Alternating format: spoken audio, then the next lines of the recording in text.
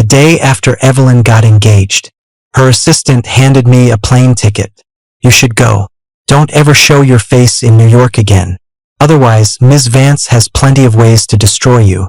All those years with her, I was envied by everyone, living the high life. In the end, I left in a state so pathetic it was laughable. I said, fine. But that night, the flight plummeted from over 30,000 feet. I never thought I would die. In my version of the future, I take Evelyn's $3 million, move abroad, and get far away from all the toxic people and the drama. The rest of my life would be filled with countless good days. But in the instant the plane went down, everything was gone. I was filled with hate.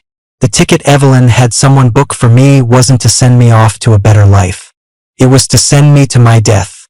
I suddenly remembered the last time I saw Evelyn. We hadn't spoken in over 2 months.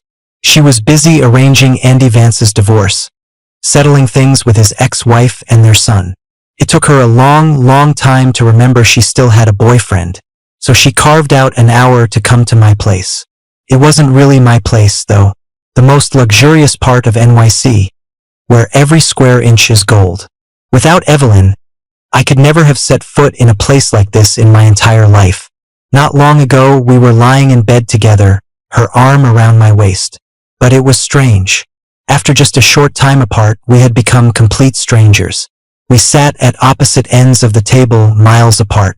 She said, "What do you want?" A blunt question. I didn't hold back. 3 years of my youth.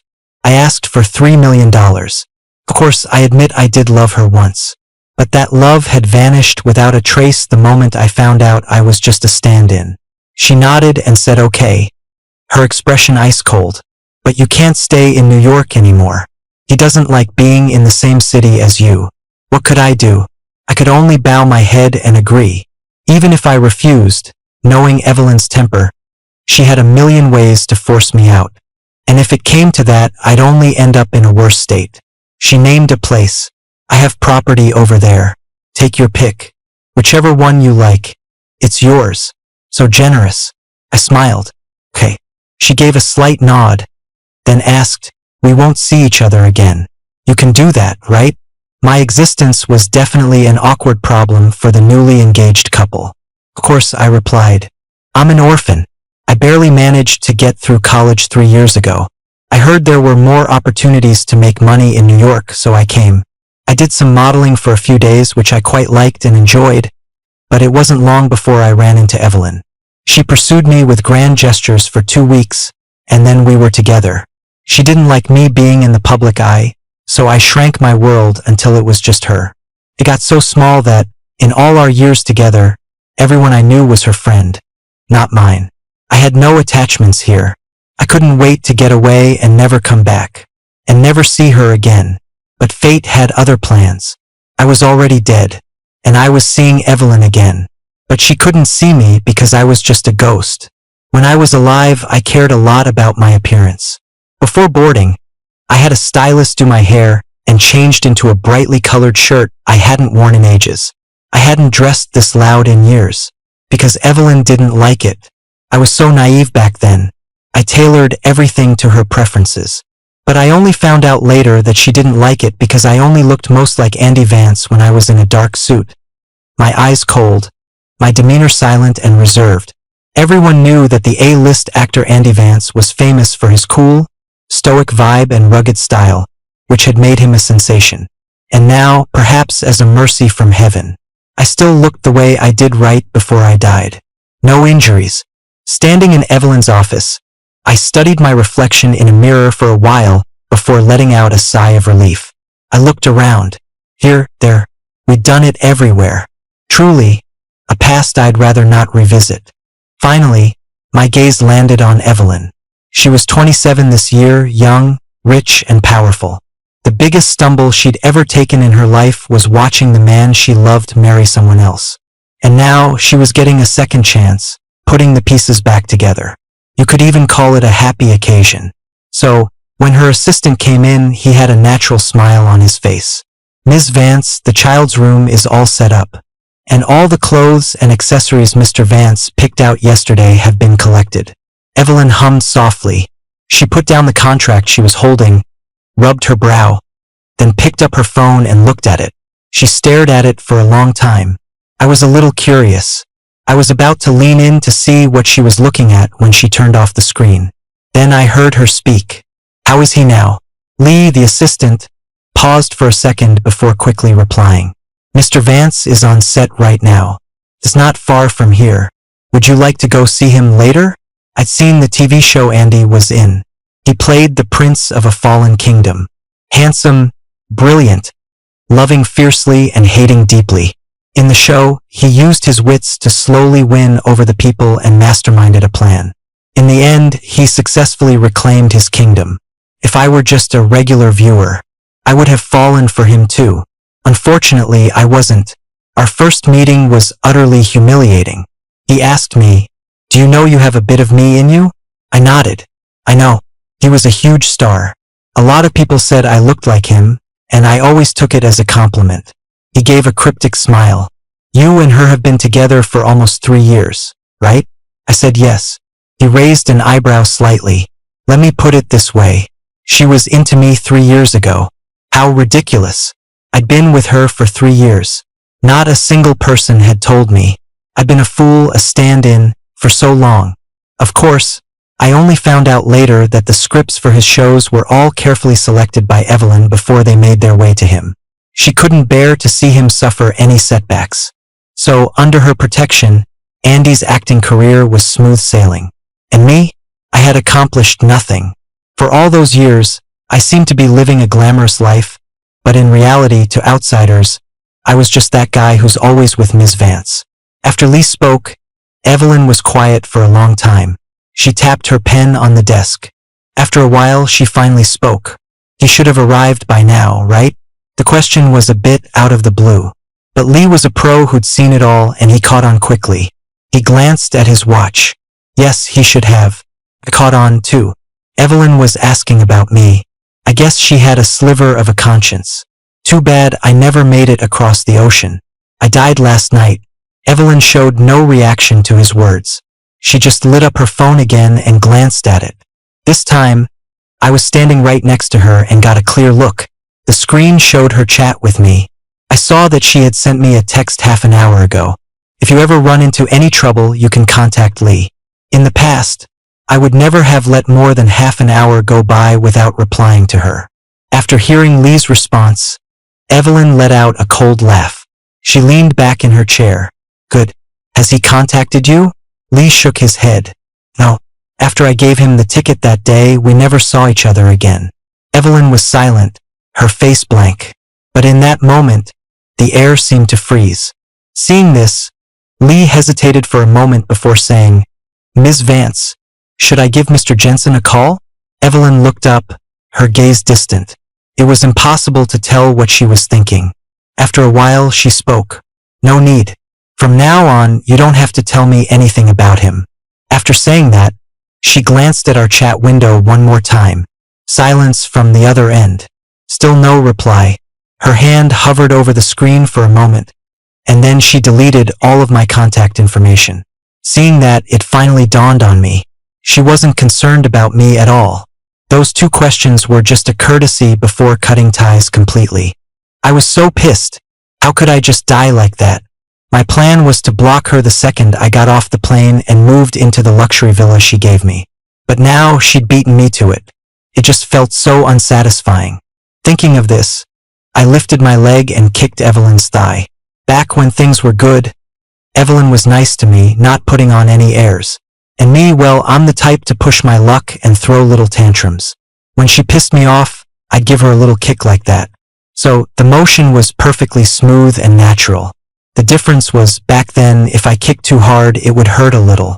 Now, there was no feeling at all. Couldn't touch her. Great. Even more pissed. After the assistant left, Evelyn worked for a long time. During that time, I tried to leave the office. But before I could even touch the doorknob, I was back by her side. After 2 tries, I understood. I couldn't get too far away from Evelyn. Probably because she was the one who indirectly killed me. It's a shame I didn't become a vengeful spirit. Otherwise, I could have come for her life. Just then, a voice suddenly appeared in my mind. "Finally found you." I jumped. Who are you? I'm from the underworld. Our department had a glitch. All of you who died in that crash are stuck with the person you were closest to in life for the time being. I quickly spoke up. Then get me out of here. Oh, and by the way, I had a lot of money I didn't get to spend. Can I transfer it to my next life? God knows how much I wanted to be truly rich. The underworld employee sounded a bit troubled. I'm not too sure about that. But since you had a tragic death this life, you can have a nicer looking one next time. Fine, whatever. Just get me out of here now. I'm in a hurry to be reincarnated. Not yet. We have to wait until after your funeral. Why? During this time, your soul has formed a bond with the mortal world. Once the funeral is over, that bond will be gone. But from what I know, everyone else's is already being planned. You're a bit of a sad case. Seems like nobody cares that you're dead. Talk about twisting the knife. After explaining all that, the voice disappeared from my mind. I sighed and mentally ran through everyone I knew. Finally, I came to a conclusion. I was probably going to be a lonely ghost forever. After a long time, Evelyn finally prepared to leave. 2 minutes earlier, Andy had called and asked her to pick him up. I followed her downstairs and into the car. I didn't look at Evelyn. I watched the scenery outside the window. Skyscrapers, bustling traffic, a city so vibrant it felt like a dream. I was full of regret. I was in the prime of my life, and because of one failed relationship, this was my end. I couldn't accept it. That $3 million breakup fee, I hadn't even spent a dime. Seriously, this was just too much. My eyes started to well up. When we arrived, Evelyn got out of the car. A moment later, Andy came out and threw himself into her arms. Evelyn's body stiffened for a second. Then she gave a soft smile. How was it? Are you tired? Andy nodded and started telling her about his day. He had a great voice. Even the most boring story sounded vivid and interesting coming from him. They were holding hands, fingers intertwined. They even wore matching engagement rings. Andy had been in countless popular on-screen couples over the years, but looking at him and Evelyn now, I had to admit they were a perfect match.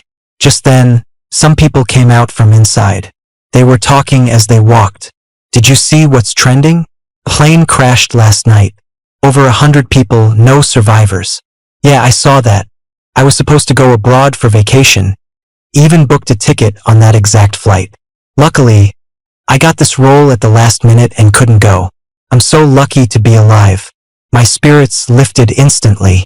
Evelyn was actually a pretty generous person. If she knew I was dead, she might just hold a funeral for me. Sure enough, upon hearing those words, Evelyn froze as she was getting into the car. She slowly turned, let go of Andy's hand, and walked over. She looked at the two of them. Her expression was quite calm. She asked, "Last night?" The two of them nodded. Yeah. Evelyn was about to ask more, but Andy suddenly got out of the car, walked to her side, and said with displeasure, "You never care about this kind of stuff. I'm starving. Let's go get something to eat." A moment ago, Andy was far away and wearing sunglasses. The two people hadn't recognized him. Now that he spoke up, they froze for a second. Then their faces lit up with surprise. "Mr. Vance, this must be your fiancé." Andy's relationship with his ex-wife, Catherine, had been kept secret, but his relationship with Evelyn was a huge public affair. When the news of their engagement hit the internet, everyone said they were a match made in heaven. The hateful part was I got dragged into it too. Netizens didn't care about right or wrong. Andy and Evelyn knew each other first. Plenty of their old classmates could prove it. So, I became the homewrecker everyone despised, the evil man who used a slightly similar vibe to interfere in someone else's relationship. During that time, I couldn't even bring myself to look at my phone. Andy smiled slightly and admitted it freely. "Yes. Wow, she's so beautiful. You two are so perfect together. When's the wedding?" "Mr. Vance, we're from the crew next door. We've been fans for so long but never had a chance to meet you. Could we get your autograph?" Andy readily agreed. Interrupted, Evelyn lost the urge to ask any more questions. My hopes were dashed in an instant, but I wasn't surprised. I'd known for a long time that in Evelyn's heart, Everything and everyone came second to Andy. His smiles, his tears, his divorce drama, even him being hungry. She would pour 120% of her attention into it. Sure enough, while Andy was signing autographs, I saw her make a call, telling her assistant to cancel their original dinner reservation and book one closer to where they were. I followed them to dinner and then back home. Throughout the whole thing, Evelyn was incredibly patient. If I still loved her, I probably would have been heartbroken, wishing I could cry myself into oblivion. But I didn't love her anymore. I just felt numb. There were even a few moments when I wondered, I've lived a good life and never done anything wrong. So how did I end up dead with no one caring? When we walked in the door, I saw that the villa had completely changed. It was nothing like when Evelyn and I were still together. Mrs. Davis came down the stairs, holding the hand of a little boy who looked to be only 3 or 4. He was wearing a cartoon t-shirt, his hair naturally curly, and his eyes were big and bright. He was a handsome kid. Andy waved. Max, come here. His name was Max. Max ran over, jumped into Andy's arms, then grabbed Evelyn's hand. Auntie Evelyn. Evelyn knelt down, stroked his hair, and asked patiently, were you a good boy today? What a picture-perfect family of 3. Who would have thought that the great Miss Vance, a titan of the business world, would stoop so low for love that she'd raise another woman's child? Max nodded eagerly. I was good. Just then, the doorbell rang, a bit jarring, interrupting the moment. Mrs. Davis went to open the door and returned a moment later with a package. She looked at Andy, hesitating, before finally saying, I think this is from Mr. Jensen. For a moment I was dazed. A memory I had deliberately forgotten after death floated back into my mind. That's right. Before I left, I had sent Evelyn a box. There were 2 things inside. The appearance of the box silenced the villa instantly, until Max started crying in Andy's arms, pointing at the box in Mrs. Davis's hands. Throw it away. That's from the bad uncle, wah. His tantrum left Andy at a complete loss. He lowered his head and cooed softly at his son. Okay, whatever you say. Daddy will throw it away right now. With that, he gave Mrs. Davis a look. Mrs. Davis understood, her expression a little troubled. She glanced at Evelyn. The woman's gaze was lowered, staring at the object in Mrs. Davis's hands for a long time. Finally, she spoke. Throw it away. Mrs. Davis sighed, turned, and went out the door. When she returned a moment later, her hands were empty. Andy watched and said casually, your little stand-in is pretty clingy, isn't he? I gritted my teeth and swore under my breath. Damn right I am. I'm a ghost who can't leave. I'm the bad uncle, the little stand-in. If they've got the guts, why don't they hire someone to perform an exorcism and make me disappear from this world for good? Hearing this, Evelyn's expression didn't change at all. She didn't argue. She just said, is that so? Andy smiled, had Mrs. Davis take Max back to his room, and then leaned his head on Evelyn's shoulder with a hint of melancholy. Max is adorable, isn't he? I wish he were your son, too. I had met Andy's ex-wife, Catherine. She was a well-known entrepreneur, mature, composed, and elegant. Andy didn't come from a wealthy family and had been fiercely independent since he was young, like the male lead in a romance novel. In his sophomore year of college, at the peak of his youth, he met both Evelyn and his ex-wife. Evelyn was just a student back then and always kept a low profile at school. Andy was attracted to her, but that attraction was nothing compared to his future. To win him over, his ex-wife invested in a show for him. By the time Evelyn found out, they were already together. At the same time, Andy also found out about Evelyn's family background. He naturally regretted it, but he was too proud. After that, he never contacted Evelyn again, until a few months ago when he discovered his girlfriend was cheating on him. Only then did he come back to Evelyn, begging. And so, my beautiful love story came to an end. Andy looked up. You know, Evelyn, you can't have children. Max might be the only child you ever have. I don't mind. Evelyn cut him off, her voice firm. Andy let out a breath of relief, glanced toward the door, and said in a pleading tone, that's easy for you to say, but what if, What if your little stand-in had something that could tie him to you for life? Like if he got some serious illness and needed you to take care of him forever, would you still have sent him away so easily? Evelyn frowned. I never deal in hypotheticals. Oh, come on, just tell me. I want to hear what you think. What was there to think? She obviously would have left me to fend for myself. Even though when we were together, she had actually talked about marriage, had custom-made matching rings with me, and discussed what it would be like if we adopted a child, but those were all what-ifs. The reality was, the moment Andy came back, she didn't even give me a breakup line. She just immediately distanced herself from me. Later, she coldly watched everything I went through, and then paid me off. But now, Evelyn was silent for a moment, then simply pushed Andy away. Her voice was cold, and maybe a little tired. Don't bring him up again. Andy said, but you were together for so long. Haven't you thought about him at all these past 2 days? Evelyn pressed her lips together and shot Andy a cold look from under her lashes. He's already gone. Aren't you satisfied? Originally, Evelyn had planned to send me away before their engagement. But Andy wasn't happy about it. On our engagement day, let's invite him to watch. The kid was with you for a while after all. He should be there to witness it, don't you think? Because of that one sentence, my departure was delayed by half a month. At their engagement party, I sat in the audience and watched the whole thing. As luck would have it, Max was sitting right next to me. He looked at me, called me Big Brother sweetly, and asked me to get him some food. But the moment I raised my hand, he fell off his chair, and his arm was cut by a shattered glass. He started crying. Big Brother, why did you push me? Everyone looked at me with contempt. They thought, this man is so vicious. When he couldn't get what he wanted, he resorted to hurting a child. Before I could even react, Evelyn slapped me across the face. After she hit me, I looked up and saw Andy looking at me with a smug expression. He said, I knew we shouldn't have let you come. And now, as a ghost listening to this conversation, I finally understood. Whether I was innocent or not was completely irrelevant to Evelyn. Everything she did was just to make Andy happy.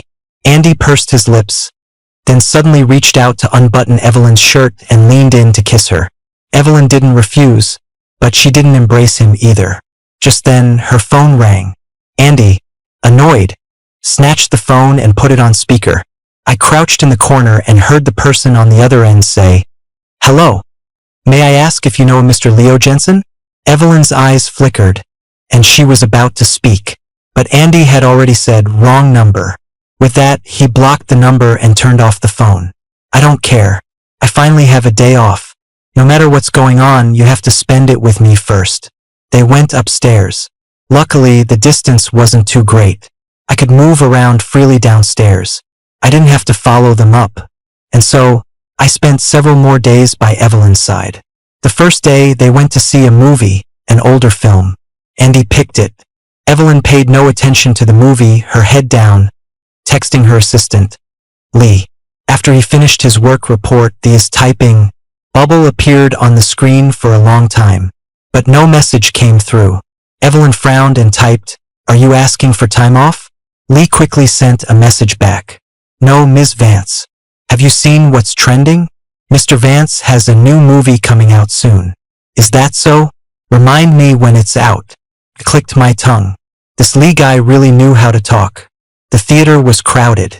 I had been hovering near someone else, watching a few short videos and a couple of web series episodes. I had seen what was trending. A day later, the plane crash was still at the top of the trending list, not going anywhere. All Evelyn had to do was click on it to see. What Lee probably wanted to ask about was that, but Evelyn had previously told him not to tell her anything about me anymore. That's why Lee had to ask so indirectly. After replying, Evelyn looked up at the screen and froze for a long time. She had just realized that this movie was my favorite. I had pestered her into watching it with me several times. As we watched, we would end up making out on the couch. Young and full of passion, day and night. After a moment, Evelyn suddenly stood up. Andy, wearing sunglasses and a hat, asked in a low voice, What's wrong? I'm stepping out for a bit. She left the theater, left the mall, and stood outside. Before she knew it, The ground around her was littered with cigarette butts. The next day, Andy went to the set, and Max came down with a fever. Evelyn took him to the hospital herself. After finally getting Max settled, Evelyn stood in a corner, staring out the window, lost in thought. A nurse walked by, not seeing her, and chatted with a colleague. "That little boy with the fever, he was here a few days ago, remember?" "I remember. It was a huge deal. The hospital director personally came to greet them. But I thought it was just a scratch. Who knows? Kids, you know. Once they start crying, it's a whole production. But I remember there was a man with them trailing behind. I heard he was the one who intentionally hurt the kid. I know the one. He was pretty handsome. He was muttering about bad luck and a Rolls Royce under his breath. As he was talking, his voice started to crack. I even gave him a tissue. He was very polite. Said, 'Thank you' to me. Didn't seem like a bad person. Yes, that person was me. I agreed to delay my departure and attend the engagement party. The condition was a Rolls Royce. 2 of them. I was terrified of being poor. In the 2 months Evelyn had deliberately kept her distance. I'd tasted a lot of hardship. After that slap, I wanted to explode right there. But the thought of those luxury cars made me hold it in. Besides, I really was powerless against them. And now Evelyn, standing nearby, actually chuckled when she heard this. But a second later, she couldn't smile anymore, because the other nurse continued. I remember now. I'd seen him before that. I was delivering something across the way and saw him coming out of the specialist clinic for a follow-up.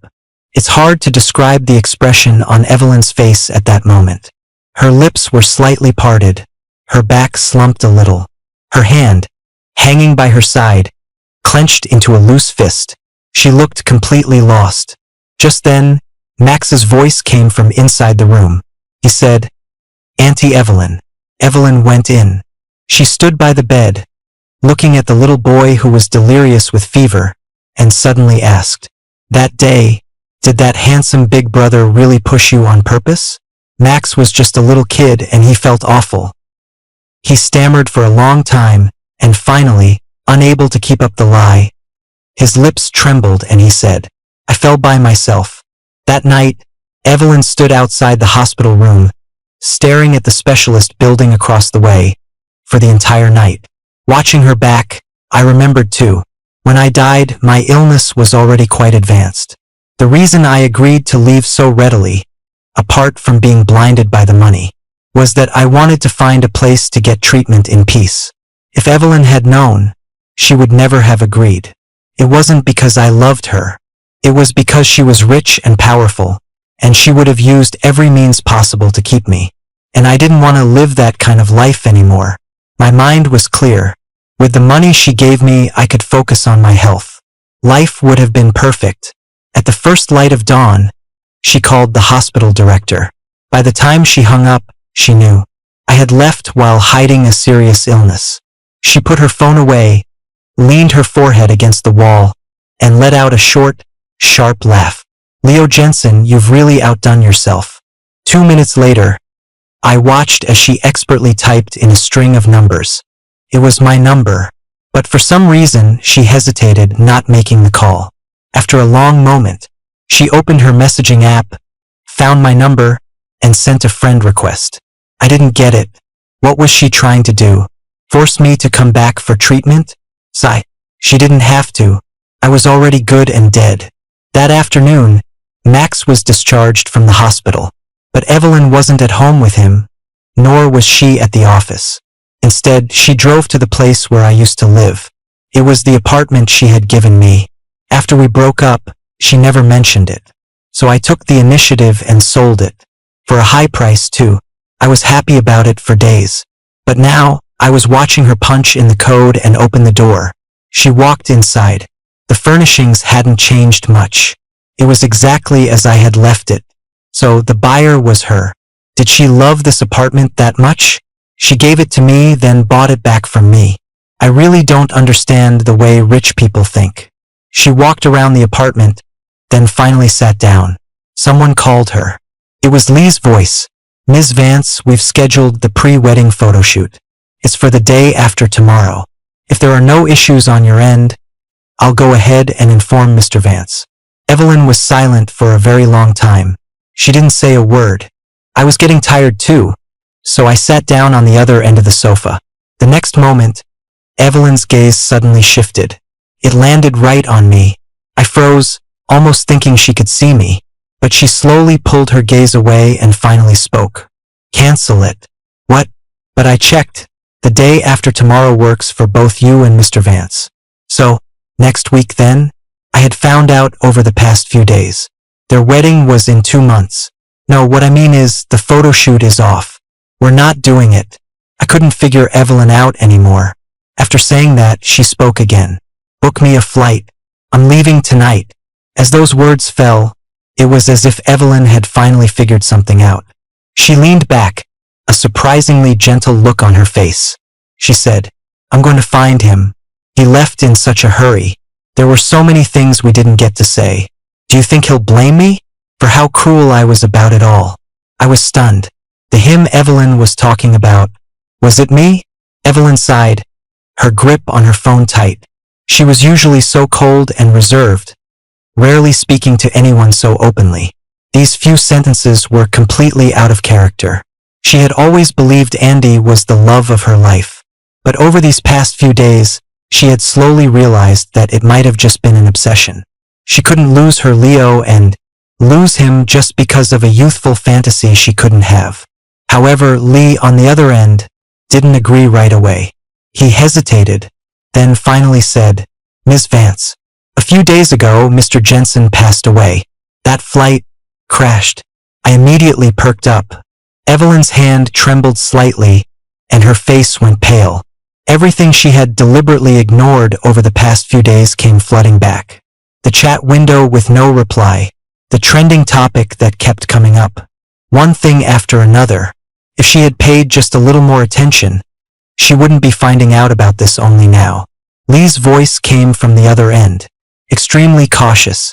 Ms. Vance? Evelyn's voice had become a bit hoarse. When did you know? Not long after it happened. He paused, then added, the day you told me not to tell you anything more about Mr. Jensen. I nodded silently. That's right. I can vouch for Lee on that. Evelyn was unreasonable and decisive. When she made a decision, her subordinates could only obey. Or maybe, in Lee's mind, I was insignificant to Evelyn. She would never think of me again, let alone ask about my whereabouts. As an assistant, why would he go out of his way to do something thankless and offend the future Mr. Vance? Evelyn's face was grim. Standing next to her, even I could tell she was not in a good state. The next moment, she shot up and viciously kicked the coffee table in front of her. My heart ached a little. I picked out that coffee table myself. It was pretty expensive. Evelyn got up, and as if she'd suddenly remembered something, she unblocked the number Andy had blocked. Then she dialed it. Her fingertips were trembling. Her other hand uncontrollably pulled a cigarette from the pack on the table and lit it. Leo Jensen. He's dead, isn't he? The person on the other end was silent for a moment, then finally spoke. My condolences. After hanging up, Evelyn sat alone for a long time before driving home. The moment she walked in the door, she had only one sentence. You knew all along, didn't you? Andy was wearing a face mask and watching a movie. Hearing her, he instinctively replied, What? Why are you back so late? Max was asking where you were all afternoon. You should go upstairs and check on him. Evelyn's lips twisted into a smirk as she walked up to Andy. Her eyes were ice cold. I had never seen her like this before, let alone Andy. He backed away, his voice rising. What's wrong with you? Freaking out like this? I'm not like your little stand-in. I have a temper, you know. At those words, Evelyn, for some reason, started to laugh. And as she laughed, tears streamed down her face. I remember he had a big temper too. The day I slapped him, I thought he was going to cause a huge scene at our engagement party. But he didn't. Only the favored ones dare to be reckless. By then, I already knew my place in her heart. How would I have dared? The color drained from Andy's face. Leo Jensen, you found out about him? Yes. What? Don't tell me that now that he's dead, you've suddenly realized you were actually in love with him? Evelyn's lips pressed into a thin line. That's right. The wedding's off. I'm not marrying you. Andy shot to his feet. No, you promised you'd marry me, that you'd treat Max like your own son and be good to us for the rest of our lives. You can't go back on your word. Evelyn's brow furrowed as she spoke each word with chilling clarity. If you hadn't insisted he stay for our engagement party, he wouldn't be dead. Andy froze, then started to laugh. You're blaming me? You're actually blaming me. If you weren't hung up on him, would I have had to do that? You probably don't even know. Do you? You call out his name in your sleep. When we go shopping, you always pick out clothes in his favorite style and his size. You already fell for him. If you ask me, you're the hypocrite. You're the one who killed him. Besides, when I said he should stay for the engagement party, you were visibly relieved. You wanted to see him more too. Didn't you? Evelyn listened in silence, her hands clenched into fists at her sides. I stood by, a little stunned. What the hell was all this? It started to rain outside, with loud claps of thunder. Inside, the two of them faced off. From upstairs came Max's crying, "Mommy, Auntie." Evelyn looked up, her eyes shot with red, and pointed at the front door. She said to Andy, Get out now." Andy and his mother left that very night. Watching this drama unfold, to be honest, I didn't feel any satisfaction. I just felt it was all absurd. At this point, I almost wished Evelyn had loved Andy all along. Otherwise, it just makes my death look ridiculous. A love realized too late is a love I don't want. After the villa finally fell quiet, Evelyn collapsed onto the sofa, her gaze empty. After a long while, I heard a suppressed sob. Come to think of it, I'd never seen her cry before. A long time passed. I was about to doze off, but Evelyn suddenly shot up and ran outside like a madwoman. She started digging through the trash cans. The rain poured down on her, and in no time, she was a complete mess. Luckily, I was a ghost and couldn't feel any of it. She muttered, "Where is it? I was wrong. I shouldn't have thrown it away." Oh, so she was looking for the package I sent her. She searched for an entire night, but found nothing. She sat by the door, utterly dejected. Thankfully, this was a gated community, so there weren't many people around to see her like this. Mrs. Davis didn't sleep here. When she arrived the next day, she was startled. "Ma'am, what are you?" A flicker of life returned to Evelyn's face. She said, "The package he sent, you were the one who threw it away, but I can't find it." Mrs. Davis froze, her expression changing. After a moment, she said, "Actually, I didn't throw it away." Evelyn looked up, her eyes shining with a startling brightness. "Where is it?" Mrs. Davis headed toward her room, with Evelyn following close behind, step for step. Mrs. Davis sighed. "Mr. Jensen is a good young man, not a bad bone in his body. Going to such a faraway place all by himself. Who knows when he'll be back?" Evelyn's steps faltered, her breath catching in her throat. "He's not coming back." Mrs. Davis didn't understand what she meant, just assuming Evelyn was determined to keep me away forever. She shook her head. "Such a shame. Before, he would always ask me what you like to eat, wanted to cook for you. He also said he didn't really like wearing such stuffy suits, but since you liked it, he liked it. He even asked me once if he had a similar vibe to Mr. Vance." The young man was all smiles. I didn't have the heart to tell him the truth, so I said he was even more handsome than Mr. Vance. He was so happy when he heard that. Evelyn turned her head, her hands trembling uncontrollably at her sides. Her eyes instantly turned red. In the end, the box made its way into Evelyn's hands. She treated it like a treasure, taking it back to her room. She placed her hand on it, but her hand was covered in dirt. She quickly used a tissue to wipe the box clean and didn't dare touch it again. Instead, she went to take a shower and change into clean clothes first. This was probably the longest shower she had ever taken. Watching all this, I felt bored. When a person dies, it's like a lamp going out. Everything is empty. She opened it, but her expression slowly stiffened. Inside was an invitation to their engagement party. On the back, I had written a line of text. "The party favors sucked. I didn't push him. Go to hell." Well, in the end, I was the one who died. I guess you could say my harsh words came back to bite me. The other item was the pair of matching rings we had made together. Hers, whether by accident or on purpose, had been lost long ago. She had barely worn it. I found it in the grass downstairs from my old apartment building. Now I was returning it to her along with mine. After all, she was the one who paid for them.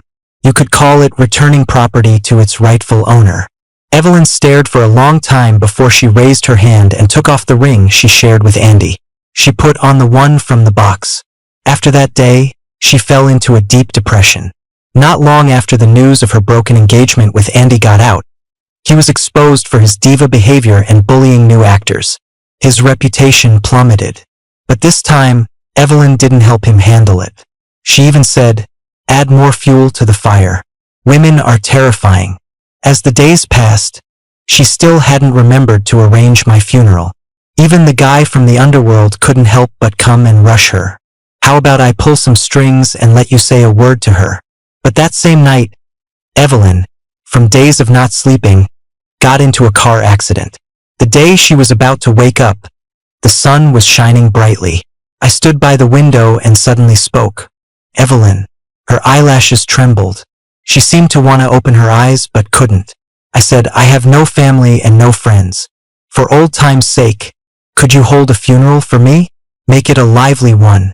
We won't see each other in the next life." After I spoke, the hospital room was quiet for a long time. After a while, I heard a very low voice. "Okay,